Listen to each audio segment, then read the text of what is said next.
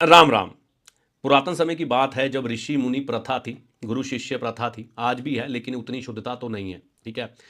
एक गुरुजी थे, एक शिष्य था। शिष्य गुरुजी की बहुत सेवा करता था और उनसे आग्रह करता था कि कोई ऐसी विद्या मुझे सिखा दीजिए जिसे करने से मतलब कि मानव जीवन में धन की कमी ना आए। तो गुरुजी शिष्य के उस चंचल स्वभाव को समझ रहे थे और काफ़ी समय तक उसे टालते रहे। एक दिन जब ज़्यादा ही वह शिष्य अपने गुरु से प्रार्थना करने लग पड़ा, तो गुरु जी कहते हैं, अपना दायां हाथ आगे करो। वो दायां हाथ आगे करता है। गुरु जी उसकी मुट्ठी में कुछ रखते हैं और कहते हैं, जाओ इसे जाकर कहीं गाड़ दो। जाता है, गाड़ देता है और 3 से 4 महीने का समय बीत जाता है। उसके बाद गुरु जी कोई उत्तर ही नहीं देते। वह फिर पूछता है, गुरु जी फिर कहते हैं, दायां हाथ आगे करो। वह आगे करता है। फिर कुछ चीज़ देते हैं, बोलते हैं जाके इसे गाड़ दो। वह फिर गाड़ देता है। फिर 3 महीने 4 महीने बीत जाते हैं, गुरुजी कुछ नहीं बताते। और वह फिर पूछता है, गुरुजी फिर उसको बोलते हैं दायां हाथ आगे करो। कुछ हाथ में पकड़ाते हैं, बोलते हैं जाके गाड़ दो। तो अब उसकी जो सबर सीमा थी, जैसे अब भी आपकी टूट चुकी है, उसकी भी टूट चुकी थी कि आखिर रहस्य क्या है। तो उसने बोला, गुरुजी जब भी मैं आपसे पूछता हूँ कि मुझे कुछ ज्ञान दो कि इंसान के पास धन कभी ख़त्म ना हो, कभी कमी ना आए। जब इंसान चाहे उसे थोड़ा धन चाहिए या उसकी आजीविका चलाने के लिए या सुखमय जीवन जीने के लिए धन प्राप्ति की इच्छा हो, जब वो चाहे उसके पास धन आ जाए, जब भी मैं ये विद्या आपसे पूछने की कोशिश करता हूँ, आप मुझे कुछ पकड़ा देते हो, बोलते हो गाड़ आओ और फिर शांत हो जाते हो। तो कृपया ऐसा ना करें। मैं सच्चे मन से आपकी सेवा कर रहा हूँ, मुझे ये रहस्य जानना है। इससे मैं मानव जीवन का कल्याण करना चाहता हूँ, इसके लिए क्या करूँ। तो गुरु जी ने कहा कि उचित समय आने पर मैं तुम्हें इसका उत्तर दूंगा। और कुछ समय प्रतीक्षा करने के बाद एक दिन आता है तो शिष्य का सब्र टूट जाता है। वो कहता है, मैं आपका आश्रम छोड़ के जा रहा हूँ। मैंने बड़े भाव से आपकी सेवा की, लेकिन आपने आज तक मुझे कुछ नहीं सिखाया जो मैं सीखना चाहता था, तो मैं जा रहा हूँ। तो गुरुजी कहते हैं, ठीक है, तुमको जाना है, तुम जा सकते हो, ये तुम्हारे मन का भाव है। लेकिन एक बात मुझे बताओ, मैंने तुमको जो चीज़ें गाड़ने के लिए दी थी वह कहाँ पे हैं। वो कहता है कि मैंने उसको फलानी फलानी जगह पर गाड़ा है, आप जाकर वहाँ देख सकते हैं। तो कहते हैं, आओ इकट्ठे चलते हैं।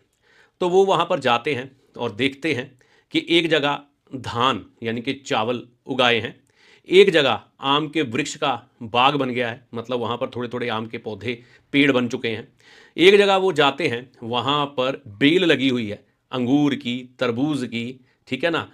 तो शिष्य से वो कहते हैं, तुम मानव जीवन में ऐसा कुछ चाहते थे कि उनके पास धन की कमी ना आए, तो यही तो मैंने तुम्हें बताया है, लेकिन तुमको समझ नहीं आया। क्या तुम्हें ये दिखाई नहीं दे रहा है ये क्या हुआ है। वह नहीं समझा, क्योंकि शिष्य अभी इतना विद्वान व परिपक्व नहीं था कि वह गुरु की बात को समझ सके। उन्होंने अपने शिष्य को बताया कि अगर तुम्हें ऐसा कुछ चाहिए कि तुम्हारे पास धन की कमी ना आए, तो तुम्हें सही समय पर सही बीज बोना पड़ेगा। फिर बोने के बाद फसल तैयार होने का इंतजार करना पड़ेगा। फिर वह फसल तुम्हें पककर फल देगी। अगर तुम कुछ बोगे ही नहीं, कुछ कुछ सींचोगे ही नहीं, तो तुम्हें मिलेगा क्या। वही मिलेगा जो तुम्हारे घर में है। जब वो खत्म हो जाएगा तो क्या करोगे, है ना। यानी कि जो भाग्य में है, एक बार आपको मिल गया, आपने सारा खर्च कर लिया, उसके बाद किसी चीज़ की कमी आनी शुरू हो गई, वो आपको कहाँ मिलेगी, पूरी होगी नहीं होगी ना। तो हमें यही समझना है, जीवन में ऐसे ही हमें धन प्राप्ति के लिए या और चीज़ों की प्राप्ति के लिए पहले से प्रयास करने पड़ते हैं, है ना। पहले से हमें जागृत अवस्था में आना पड़ता है, बीज बोना पड़ता है, और बीज बोने के बाद उसकी सिंचाई करनी है और फल मिल ही जाएंगे। ये सृष्टि का नियम है, जो बोओगे वो ही काटोगे। ठीक है ना। तो यहाँ तक इस बात को समझते हैं। अब देखिए, जब किसी का बच्चा अपनी विद्या ग्रहण करने के बाद कमाने के दृष्टिकोण से समाज में निकलता है, तो हजारों तरह की बाधाएं कई बार उसके जीवन में आगे आ जाती हैं। क्यों। उसका भाग्य अच्छा था, अच्छे माता पिता के पास उसने जन्म लिया, माता पिता ने अच्छी तरह से परवरिश की, किसी चीज़ की कोई कमी नहीं आई, क्योंकि ये माता पिता के पुण्य कर्म थे या उनके माता पिता के पुण्य कर्म थे कि आपको एक अच्छे माता पिता के द्वारा परवरिश मिली। यहां तक उनका काम था। अब आपको अपना जीवन आगे चलाना है, और अपना जीवन आगे चलाने के लिए क्या आपने कुछ बोया है जो आपको प्राप्त होगा, है ना। तो यहीं पर सारी समस्या शुरू होती है। आजकल के बच्चे जब कमाने के दृष्टिकोण से समाज में निकलते हैं, कामकाज करने निकलते हैं, बिजनेस करने निकलते हैं, नौकरी करने निकलते हैं, तो जीवन में एकदम से बहुत ज़्यादा संघर्ष पड़ जाता है, क्योंकि जीवन के इस खेत में वह बंजर भूमि पर चल रहे होते हैं। ना वहाँ पर कोई पेड़ लगा है आम का जो उनके लिए छाँव भी दे और मीठे फल का रस भी वो चूस के आराम कर सके। ये मानव जीवन का धन ही है। ना ही रास्ते में कोई फलदार बेल है जहाँ पर ऐसे फल मिल जाए जिनसे रस भी टपके, प्यास भी बुझ जाए और पेट भी भर जाए। तो ऐसा कुछ नहीं बोया। और ऐसा भी कुछ नहीं है कि जो लक्ष्मी का प्रतीक बन के धन की कमी को पूरा कर दे। तो जब कमाई के दौर में गुजरते हैं तो बच्चों के आगे अंधेरा छा जाता है, बच्चे घबरा जाते हैं। जहाँ पर जॉब करते हैं कुछ समय के लिए, वह जॉब या नौकरी अच्छी चलती है, व्यापार अच्छा चलता है, फिर सब कुछ अंधेरा। आज के समय में ये बहुत कुछ हो रहा है ऐसा, और ऐसी कुंडलियों का अध्ययन मैं रोज करता हूँ। ऐसे एक दो व्यक्ति आ ही जाते हैं जो कहते हैं कि बच्चों का करियर नहीं बन पा रहा, उनको सही मार्ग नहीं मिल पा रहा, टैलेंट बहुत है लेकिन कोई कदर करने वाला नहीं है, बेरोजगार बैठे हैं, व्यापार करते हैं चल नहीं पा रहा। तो यहाँ पर हमें ये समझना है, हमें अपने खेत को समय से पहले तैयार करना है। देखिए, धन को रिप्रेजेंट करते हैं मुख्यतः 2 से 3 ग्रह, उससे ज़्यादा भी हैं लेकिन मुख्यतः 2 से 3 ग्रह ही धन को रिप्रेजेंट करते हैं। सबसे पहले क्रम में जो हम धन देखते हैं वो बृहस्पति के दृष्टिकोण से देखते हैं। बृहस्पति का दृष्टिकोण क्या होता है कि आप किस्मत कैसी लेके आए हो, बिना कुछ किए सब कुछ मिल रहा है। अच्छे घर में, माता पिता के अच्छे घर में आपका जन्म हो जाता है, बिना कुछ किए सब कुछ, बिल्कुल सही। कई बच्चे जो प्रारंभिक जीवन होता है उसमें कितना संघर्ष करते हैं। तो बृहस्पति का अच्छा होना आपकी किस्मत को अच्छा करता है। अपने बच्चों को, है ना, इन शुभ ग्रहों के उपाय समय रहते करवाइए। ये वैसा ही है जैसे किसी खेत में गुरुजी ने अपने शिष्य से कुछ चीज़ें दबवाई थी, वह बाद में पेड़ बन गया आम का, बेल बन गई तरबूज की, अंगूर की, और चावल की खेती भी हो गई। समझ गए? तो अगर बच्चे अपने बाल अवस्था में ही इन शुभ ग्रहों के उपाय कर लेंगे तो जीवन में दिक्कत कम आएगी। अब कई शुभ ग्रह ऐसे होते हैं जो आपके पक्ष में नहीं होते। मान लीजिए चंद्रमा है या शुक्र है, ये भी शुभ ग्रह की श्रेणी में है। चंद्रमा सशर्त होता है, कई बार चंद्रमा बुरा होता है, कई बार अच्छा होता है। इसी तरह से बृहस्पति भी सशर्त है, उसकी जड़ों में देखना पड़ेगा उसको क्या प्रभाव मिल रहे हैं। कई बार अच्छा हो सकता है, कई बार बुरा हो सकता है, तो हमें जड़ से काम करना पड़ता है। लेकिन ये जो उपाय मैं आपको बता रहा हूं ना, ये आपको बिना अपनी पत्रिका दिखाए वैसे कर सकते हैं, लेकिन सबसे उत्तम यही होगा किसी सुयोग्य विद्वान से अपनी पत्रिका की जांच करवाने के बाद, चाहे वो वैदिक दृष्टिकोण से हो, चाहे वो लाल किताब के दृष्टिकोण से हो, जांच करवाने के बाद ही ये उपाय करें। बाकी शुभ ग्रह हैं, पूरे परिणाम कम देते हैं, लेकिन जो सावधानी है अगर अपना लेंगे तो लाभ की संभावना कई गुना बढ़ जाएगी। ठीक है ना? तो मैं ये नहीं कहता आप मेरे से आएँ, जिससे भी आपको अच्छा लगता है, बहुत से विद्वान हैं, उनको आप दिखा सकते हैं। ठीक है? तो अब क्या करना है, आप अपने बच्चों को जैसे ही उनकी उम्र बढ़नी शुरू होती है, मैं तो कहता हूं कि बच्चा जब आपका 12 साल का हो जाए, 12 साल की उम्र तक के बच्चे पर ग्रह अपना पूर्ण प्रभाव देना शुरू कर देते हैं। क्योंकि ज्योतिष के दृष्टिकोण के अनुसार 12 साल तक के बच्चे पर कई बार उसके पिछले जन्मों का प्रभाव देखा जाता है, और 12 साल के बाद उसके अपने ग्रहों का प्रभाव उस पर परिपक्व तरीके से प्रकट होना शुरू हो जाता है ना? तो वहां से उपाय शुरू करने चाहिए। उपाय क्या करने चाहिए? सबसे पहले बृहस्पति के लिए बृहस्पतिवार के दिन चने की दाल धर्म स्थान में पुजारी को या विष्णु जी को या फिर हम किसी भी देवी देवता के आगे रख के आ सकते हैं। इससे बृहस्पति ग्रह मजबूत होता है और किस्मत बुलंद होनी शुरू हो जाती है, और जब बच्चा कमाने के लिए निकलता है तो उसकी भाग्य का साथ उसे मिलता है। पीपल के पेड़ को रविवार का दिन छोड़कर जल देना चाहिए। अपने बुजुर्ग बुजुर्ग दादा दादी की सेवा करनी चाहिए, और अगर संभव हो तो बच्चा मस्तक पर केसर का तिलक लगाना शुरू कर दें। इससे अगर उसकी कुंडली में उसका भाग्य खराब भी हुआ तो कहीं ना कहीं मजबूत हो जाएगा। जब कमाने का समय आएगा तो जीवन में सब रास्ते सहज भाव से बनते चले जाएंगे। तो ये बृहस्पति की बात हो गई जो कि आपके लक, आपकी किस्मत से जुड़ी है। अब देखिए, जो चलायमान धन होता है और धन के साथ जो सुकून होता है वो चंद्रमा देते हैं। चंद्रमा जैसे मैंने बताया कि साशर्त शुभ और अशुभ होते हैं, ये हमें देखना पड़ता है। चंद्रमा को मुख्य रूप में शुभ करने के लिए आप दूध का दान कर सकते हैं, लेकिन ये दान बड़ी सावधानी से करना है।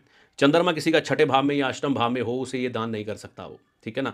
लिक्विड का दान मना हो जाता है, तो यहाँ पर नहीं कर सकता। मैंने तभी कहा ना, कुंडली की जांच करवा लीजिए, कोई चीज़ आपको हानि ना दे जाए। तो चंद्रमा के मुख्य तौर पर आप दान करिए। दूध की एक थैली धर्म स्थान में भगवान शिव के पास छोड़ के आइए और भगवान शिव की आराधना करें, और माता के आशीर्वाद लेते रहें पाँव हाथ लगाकर। घर में थोड़ी थोड़ी चांदी खरीद के रखें, और जहाँ तक संभव हो आपको अपने घर में आए हुए व्यक्ति को प्यासे नहीं जाने देना।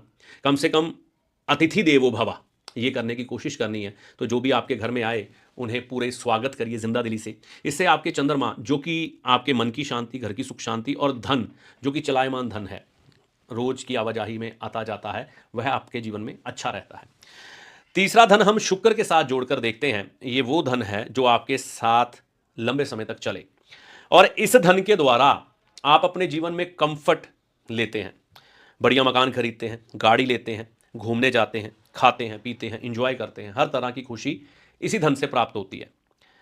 तो इसको प्राप्त करने के लिए आप क्या कर सकते हैं? सबसे पहले अपनी पोशाक पर ध्यान दीजिए, अच्छे कपड़े इस्त्री किए हुए पहनिए।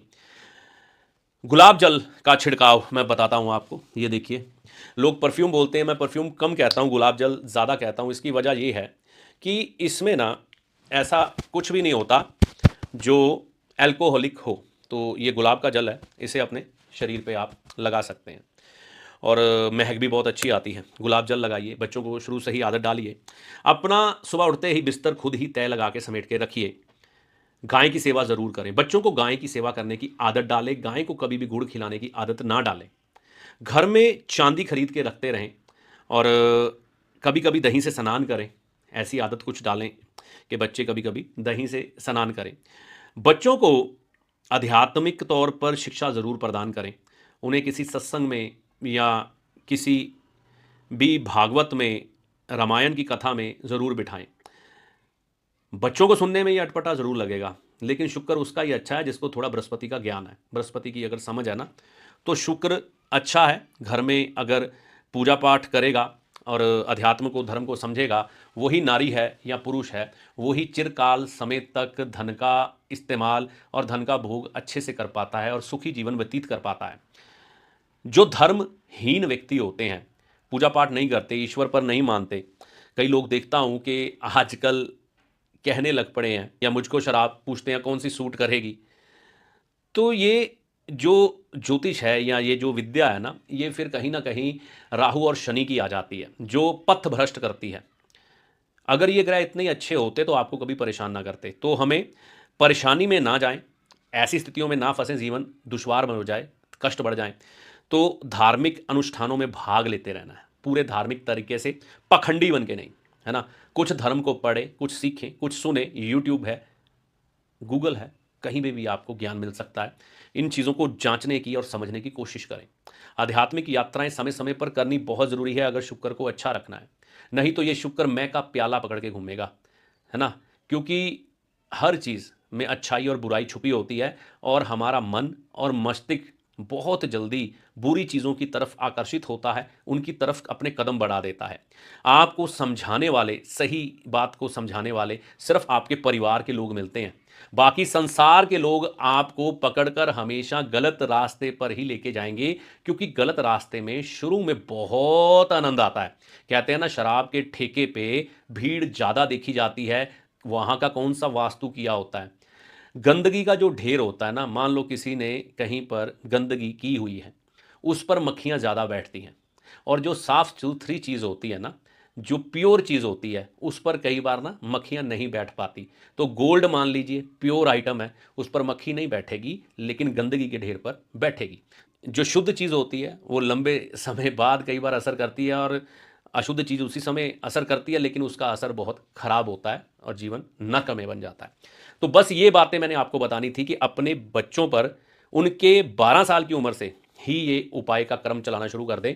ये छोटे छोटे उपाय, गौशाला लेके जाना, मंदिर लेके जाना, धर्म का ज्ञान देना, माता पिता के पांव हाथ लगाकर उनका आशीर्वाद लेना, दूध का दान करना, है ना, और चने की दाल का दान करना, और साथ में केसर का तिलक लगाना, अपने बिस्तर को खुद हमने तय लगाना, और साथ में अनुशासन अगर थोड़ा सिखा दें कि सुबह जल्दी उठो भैया, तो और भी बढ़िया। फिर आप देखेंगे जैसे ही वो कमाने के दृष्टिकोण से अपने 23, 24, 25, 26, 27 साल जिस भी उम्र में कूदते हैं उस मैदान में, एकदम से उनकी फसल पकी पकाई तैयार मिलेंगी उनको, पकी पकाई, बस जाके काटनी है। तो नहीं तो जिस समय वो निकलेंगे, उनके भाग्य का मैदान, उनके कर्म का मैदान, जहां पर उन्होंने मेहनत करके कुछ अपना नाम स्थापित करना है, वह धरती बंजर होगी। यही फर्क है। जितनी देर तक माता पिता का भाग्य था, मौज उड़ाते रहे, जब अपने भाग्य की बात आई तो हमारी धरती सुखी हुई थी। तो ये छोटा सा उदाहरण देके आपको बात समझाने की कोशिश की है कि अपने बच्चों के ऊपर बचपन में ही काम करना शुरू कर दें, सही समय पर। फिर आप देखेंगे उन्हें दिक्कत नहीं आएगी। जनरल रेमेडी है, बाकी आप उनका होरोस्कोप किसी भी विद्वान ज्योतिषी से दिखाकर चेक करवाकर उनके ग्रहों के अनुसार भी उपाय अगर एनुअल चार्ट की तरह, यानी कि जब उनका जन्मदिन आए करते रहते हैं या वैसे ही उनके उपाय करते रहते हैं, तो जीवन काफ़ी सरल हो जाता है, काफ़ी आरामदायक हो जाता है। ठीक है, बस यही बात आपको बतानी थी। तो वीडियो अच्छा लगा तो चैनल को सब्सक्राइब कर लेना। बाकी इस वीडियो में दी गई जानकारी का लाभ आपको होगा या माता रानी की कृपा से। अगले वीडियो तक के लिए जय माता दी।